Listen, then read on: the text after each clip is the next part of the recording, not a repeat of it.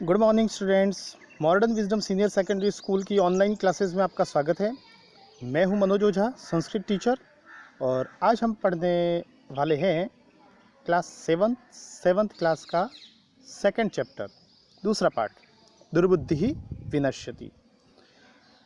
इस पाठ की मैं आपको कहानी तो सुना ही चुका हूं, और आज हम जो पढ़ेंगे वो इसका हिंदी अनुवाद पढ़ेंगे। बहुत ही सरल है और मुझे तो लगता है कि लगभग आपको पूरा हिंदी अनुवाद भी समझ में आ गया होगा। हालांकि चलो पढ़ेंगे, फिर भी टेंशन मत कीजिए आप। तो चलिए शुरू करते हैं आज का वीडियो। अस्ति मगध देशे फुल्लोत्पल नाम सरह। अस्ति यानी है, मगध देशे, मगध देश में। कहाँ पर? मगध देश में। मगध नाम का एक देश है, ठीक है। अब आप कहेंगे सर ये कहाँ है मगध देश? ये भारत में ही है। पुराने समय की बात है, उस समय भारत पूरा एक देश नहीं हुआ करता था। उस समय अलग अलग राज्यों में बटा हुआ था, अलग अलग राजा वहाँ पर राज करते थे, ठीक है। राजस्थान की अगर हम बात करें तो राजस्थान भी कई भागों में विभक्त था।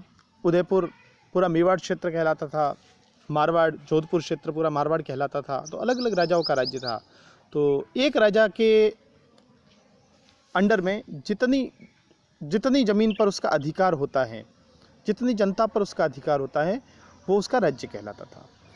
और आपने शायद मौर्य काल पढ़ा होगा। मौर्य काल में अशोक, चंद्रगुप्त मौर्य, अशोक मौर्य, तो ये जो है उन्हीं का क्षेत्र था। हालांकि ये उस समय की बात नहीं है, ये पता नहीं, ये तो उस समय की, लेकिन मगध देश में आपको समझाना चाह रहा हूँ कि मगध देश जो है वो एक मगध देश है, और वहाँ फुल्लोत्पल नाम का एक तालाब है।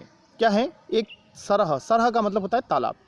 तो मगध देश में, ये जैसे मगध देश है और इस देश में एक तालाब है, और उस तालाब का नाम क्या है? फुल्लोत्पल। मगध देश में फुल्लोत्पल नाम का एक तालाब है। तत्र यानी वहाँ, संकट विकटौ हंसौ निवसतः। वहाँ संकट और विकट, देखो दो व्यक्ति हुए ना, एक तो संकट हुआ और एक विकट हुआ। दो हंसों के नाम मैंने आपको बताए थे पिछले वीडियो में। तो संकट और विकट, और इसलिए हंसौ द्विवचन आया है। हंसौ क्या आया है? द्विवचन। हंसः, हंसौ, हंसाः। तो हंसौ द्विवचन है। निवसतः, निवसतः, अब देखो ये भी द्विवचन होगा। क्यों होगा? कारण, क्योंकि देखो हंस कितने हैं? दो हंस रहते थे वहाँ, दो हंस रहते थे और उनके नाम भी बताए गए हैं। तो इसका हिंदी अनुवाद क्या होगा पूरी लाइन का? तत्र संकट विकटो, वहाँ संकट और विकट दो हंस रहते थे। कंबुग्रीव नामकः, कंबुग्रीव, कंबुग्रीव नाम वाला। कैसा? कौन सा नाम है? कंबुग्रीव। तो कंबुग्रीव नामक तयोः मित्रम, उनका मित्र, एकः कूर्मः, एक कछुआ, अपि तत्रैव वसति स्म, वो भी वहीं रहता था। कंबुग्रीव नाम का उनका मित्र। अब उनका किनका? अगर मैं आपसे ये पूछूं कि बताइए ये तयोः किसके लिए आया है, तो आप क्या कहोगे? संकट और विकट के लिए। तयोः किसके लिए आया है? उनका मित्र। किनका मित्र? संकट और विकट का। तो तयोः मित्रम एकः कूर्मः, एक कूर्मः, कूर्मः का मतलब होता है कछुआ। जैसे कछुए को कूर्मः और कच्छपः भी बोलते हैं। तो एकः कूर्मः अपि भी तत्रैव, तत्रैव देखो दो शब्दों से मिलकर के बना है, तत्र और एव। तत्र यानी वहाँ, तत्र यानी वहाँ, ये हम यहाँ भी पढ़ चुके हैं। तो तत्र यानी वहाँ, और एव यानी ही, वहाँ ही या वहीं। देखो वहाँ ही अथवा तो वहीं। प्रतिवसति स्म, प्रतिवसति रहता, स्म आते ही ये क्या हो जाएगा? था। प्रतिवसति स्म, रहता था।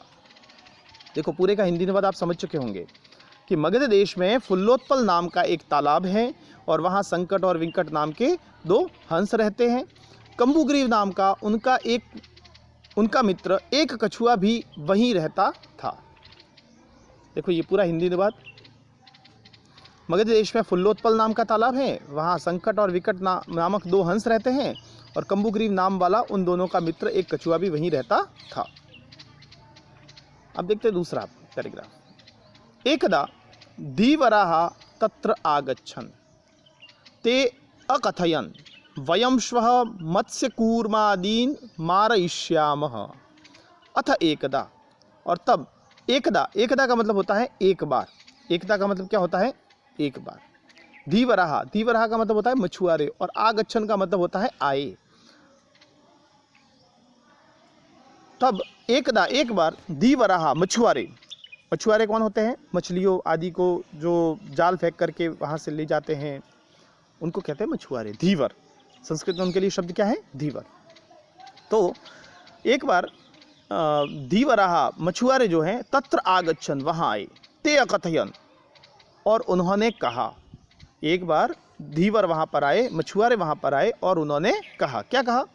वयम, हम सब, वयम मतलब हम सब, हम सब मछुआरे, श्वः, श्वः मतलब आने वाला कल। देखो कल भी दो प्रकार के होते हैं, एक तो कल, एक तो होता है आने वाला, आने वाला,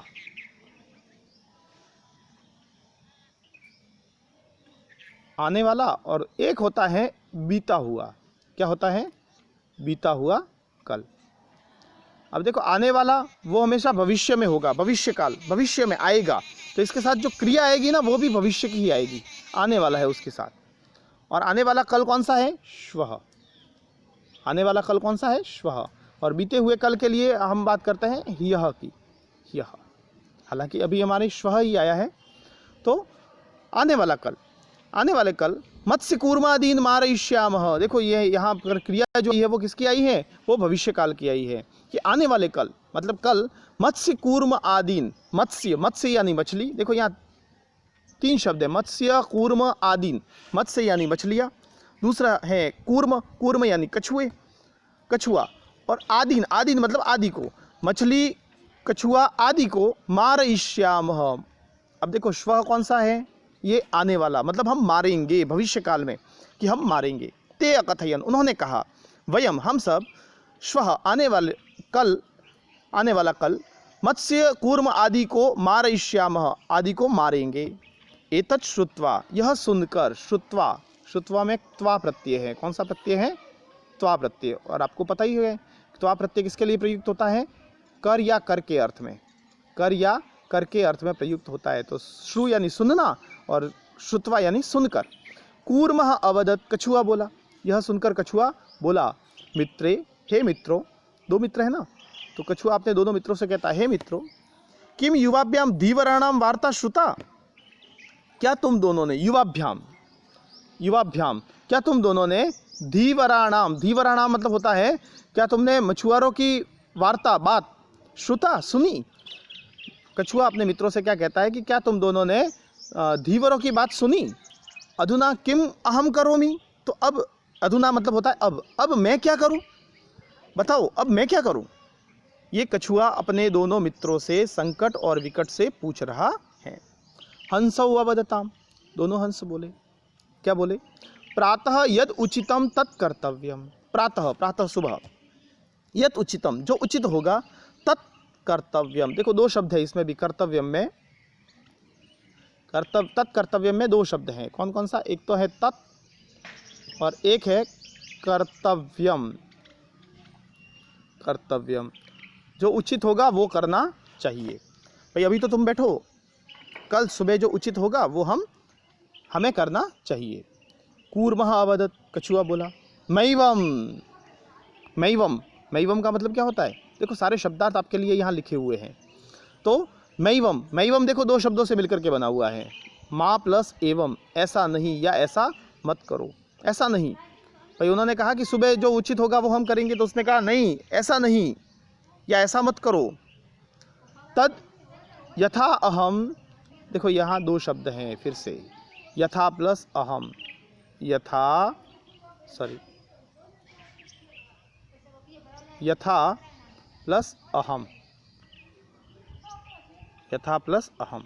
अब ये जो अ जो है ना, इसका अवग्र चिन्ह बन गया, ये एस जैसा निशान बन जाता है ये, ठीक है। तो इसका उच्चारण नहीं होता, लेकिन जब इसको अलग अलग करते हैं, संधि विच्छेद करते हैं, तब ये अ का रूप धारण कर लेता है। ये अ ही है एक प्रकार से। तो यथा अहम अन्यम हृदम गच्छामि तथा कुरुतम, यथा अहम जिससे मैं, अन्यम हृदम, हृदम का मतलब होता है तालाब, हृदम का मतलब क्या होता है? तालाब। जैसे मैं दूसरे तालाब में जाऊँ, तथा कुरुतम वैसा करो, कुछ ऐसा कुछ करो जिससे मैं दूसरे तालाब में चला जाऊँ। हंसौ अवदताम, दोनों हंस बोले, हंसौ अवदताम। देखो हंसः हंसौ द्विवचन है, मुझे कैसे पता चला कि दो हंस हैं? आपको भी पता चल रहा होगा क्योंकि ये द्विवचन है, हंसौ वदताम। ठीक है, अवदताम हंस बोले, आवाम किम करवाव, हम दोनों क्या करें। भाई कछुए ने तो बोल दिया कि तुम मेरे मित्र हो, अब कुछ ऐसा करो जिससे हम कहाँ चले जाए, दूसरे तालाब में चले जाए। तो दोनों हंस बोले कि हम दोनों क्या कर सकते हैं, क्या करें। कूर्मः अवदत, फिर से कछुआ बोला। अब करो, कछुआ देखो आइडिया दे रहा है, क्या आइडिया दे रहा है कि हमें किस प्रकार से आप मुझे यहाँ से दूसरे तालाब में ले जा सकते हो। अहम युवाभ्याम सह आकाश मार्गेण अन्यत्र गंतुम इच्छामि। अहम मैं कौन, मैं कछुआ।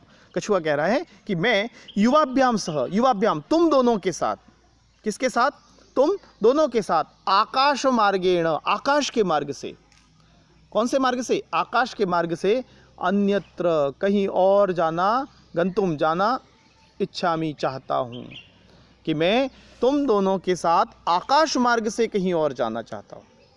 अब देखिए कछुए ने भी कैसी डिमांड रखी है अपने दोनों मित्रों के साथ, हंसों के साथ, कि मैं भी तुम दोनों की तरह, क्योंकि हंस तो हैं आकाश में उड़ते हैं, तो कछुआ कह रहा है कि मैं तुम दोनों के साथ आकाश मार्ग से कहाँ जाना चाहता हूँ, मैं दूसरे तालाब में जाना चाहता हूँ। देखो इसका शब्दार्थ क्या लिखे हुए हैं, एकदा, एकदा का मतलब होता है एक बार, धीवरः मछुआरे, आगच्छन आए, श्वः, श्वः यानी आने वाला कल, जो कल आएगा, आया नहीं है, कल आएगा, मत्स्य कूर्मा आदीन, मत्स्य, मत्स्य यानी मछली, कछुआ, कूर्म, और आदीन, आदि यानी आदि को, मारयिष्यामः मारेंगे, अधुना, अधुना यानी अब, मैवम, मैवम का मतलब होता है माँ प्लस एवं, ऐसा नहीं या ऐसा मत करो, ह्रदम, ह्रदम मतलब तालाब, ह्रदम मतलब तालाब होता है, ह्रदम तृतीया विभक्ति है तो तालाब को, अन्यत्र कहीं और जगह, किसी और स्थान पर। ठीक है, पूरे पैराग्राफ का एक बार हिंदी अनुवाद देख लेते हैं। तब एक बार मछुआरे वहाँ आए, यही हमने पढ़ा है। उन्होंने कहा हम कल मछली, कछुआ आदि को मारेंगे। यह सुनकर कछुआ बोला, हे मित्रों, क्या तुम दोनों ने मछुआरों की बात सुनी, अब मैं क्या करूं। दोनों हंस बोले, सुबह जो उचित होगा वही करना चाहिए। कछुआ बोला, ऐसा नहीं, तो जिससे मैं दूसरे सरोवर में चला जाऊं ऐसा करो। दोनों हंस बोले, हम दोनों क्या करें।